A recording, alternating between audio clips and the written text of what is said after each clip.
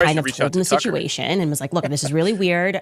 No, I don't normally contact you for advice, but I could really use some advice right now because you know how much free speech matters to me and basically how important this particular story is to me because it involves, you know, potentially, not just potentially, like pedophilia, incest, all of these elements.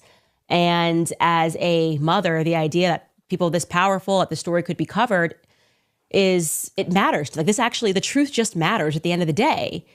But also, what's crazy about that, so this was February 24th or around that time.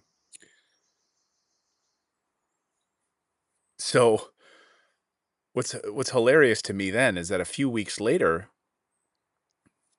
I was on Tucker's show where he brought it up and wanted to talk about Brigitte Macron because we were talking off camera about it. So we had a conversation and he knew, then it was sort of like license for us to just have a conversation about it.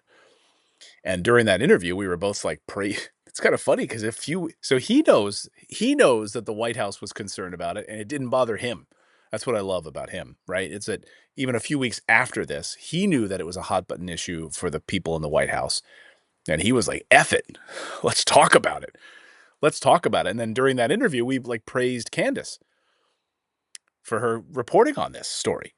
So that's pretty remarkable. So he knew behind the scenes that this was problematic for the White House, and he was unmoved by that part of it. Like if I could end the Ukrainian and Russian war, and by just stopping this conversation, I would do it. And he comes back with just very sage Tucker Carlson advice. And he says, look, you know, you don't want to have the bloodshed of Christians on your conscience, but also free speech does matter. And you should essentially say you'll do it until, like you're saying, this negotiations are happening now and you'll agree to do that. But at some point, obviously, you need to inform people about what happened because this is totally crazy. And I say that's actually a very good idea. I feel like that's a very principled position to take. Yeah, a pause. Like, all right, if the negotiation is happening this week, do I need to push out a Brigitte Macron documentary right now? Right? No, you don't. Like, if you got a call from the White House, hey, I know you're working on a story about the sex trafficking in Ukraine, like something I'm passionate about, right? All of the pedophilia and sex trafficking in Ukraine. Like, hey, Clayton, we know you're working on a story about this, et cetera, et cetera. You've done multiple pieces on it, but it's really bothering the Europeans. Can you not release the next part of your series on this for a bit because we're really in these heated negotiations and you know what? More people are going to die. Yeah, I would talk to Natali and I'd say, yeah, 100%. Okay. I'll wait to release my pedophilia documentary for another week or 2 or 3 weeks. Can you get this war ended, please? Yeah, and then I'll release my documentary. Anyways, I sleep on that. Anger is subsiding. Wake up the next morning. It's February 26th, and I am sitting in the makeup chair, and I get another message that's like, hey, keep your phone on. And I'm going, I really don't want to speak to this advisor anymore. I really don't. Where our personalities are not meshing.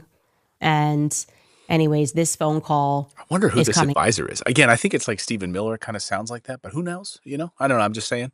From Florida. I pick up the phone, and lo and behold, you know, so here's what happened. I'm negotiating this thing. I'm negotiating Ukraine and Russia, and you wouldn't believe how many parts are part. It is President Donald J. Trump. He is calling me.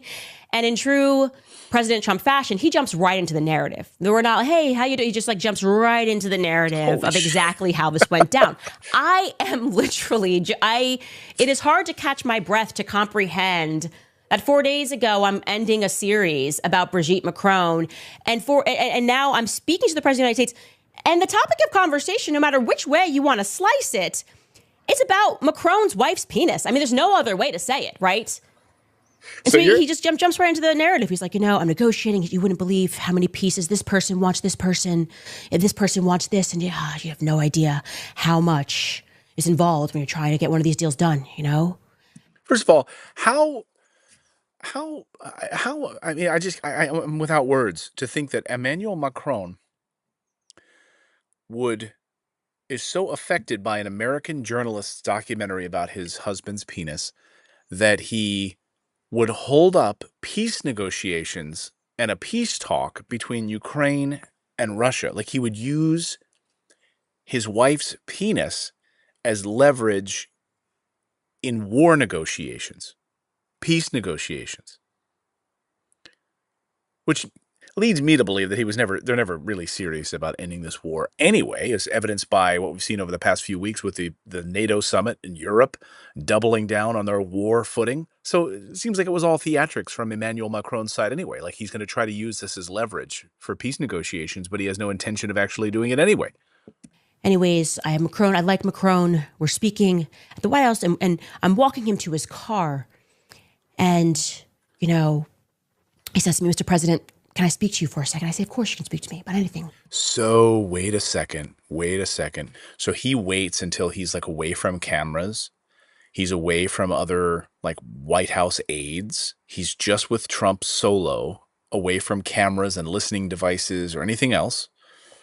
No reporters. And he's like walking to the car. That's when he decides to ask this question. What's going on? And he tells me that there's Secret Service all around them. There's SUVs. They're encircled. And Macron wants to have a little sidebar. And then Macron says to him, Mr. President, do you know Candace Owens? And I say, yes, of course I know Candace Owens. What's going on? And then the president says to me, you must be a very powerful person, Candace. We're talking about the president of France taking me aside to talk about your podcast. And then continues his narrative, and he tells me that Emmanuel Macron is requesting to his face that I stop speaking about his wife. And one of the things Trump said is like, he tells me, she's old and this is really, really impacting her. And I'm listening. And he's, in one of his Trump monologues, he's very funny. And then he said, I saw her, Candace, I saw her up close and she looks like a woman to me. She looks like a woman to me. I had dinner with her at the top of the Eiffel Tower. Did he reach down and check her pants? Reach over, tap her leg, see if he could feel a penis under there?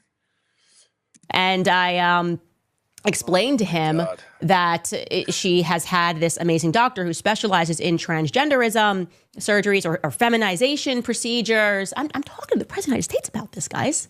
This is crazy. This is wacky.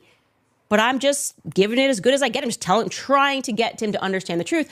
And then I explained to him why I don't feel so great about this request, because that's the more important part. I also love that she gave him some education on this, because he's not watching like independent media. He's not watching Candace's show. He's not watching my show. He's not watching Tucker's show. He's watching Fox News all day. That's what he does. So, I like that she was educating him about this entire documentary. Like, hey, all of my reporting shows that he had massive surgery to make him look like a woman. Like, you are requesting that I really, and despite your reasoning, which is very sound, that I stop telling the truth. And I said to Trump, and I will be honest, that at that moment I realized that one day this is going to go into my autobiography. And so I got to say something funny. And I said to him, respectfully, Mr. President, it's not my fault that he married someone with a penis. He then tells me, we're really close to getting this thing done. He tells me again, Macron's been really good to me. He's been very easy to work with us. He's been a good person. He just wants me to get this one thing done. It's all about his penis. Ending a war. It's all about Macron's penis. And he throws in the art of the deal type stuff. He starts complimenting me. He said, Melania loves you. She says you're so beautiful. She thinks you're so beautiful. I said, thank you, Mr. President. Thank you, Mr. President. Compliments will get you everywhere in life is my mentality here. And then I say to him what I've agreed to already in the back of my head. I say, look, I'm happy to do this for the short term. Obviously, I don't want to have on my conscience that less Christian men could have died in the East if I just shut up about something. But I'm very clear to him that this is going to be short term, and that I fully expect that in a few months I will be able to speak about this. And this is the point of the conversation where it actually gets quite interesting, because he says yes, and I am now adding to you what I sensed. Like, he was about to commit to that, but then it felt to me like someone in the background was like, no, we need this conversation to stop altogether. And then he doesn't say no or yes, but he just says, that he really needs to work with Macron long term, and they have this long working relationship. And I was very clear, this is not long term for me. Like, if you're close to this deal, ink it, let's get it done. And then he sort of offers at the end, he says, hey, maybe I can come on your podcast one day.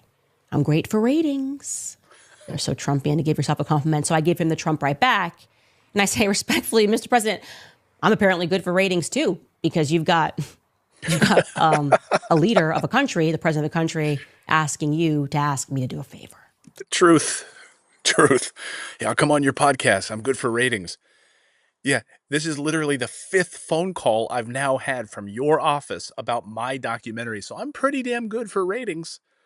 Thank you, respectfully, Mr. President. So then we end the conversation, and I am just reeling. I can't believe it's even happened. I then go and I immediately tell my husband, and I write down the details of the conversation so that I wouldn't forget the conversation that we were having.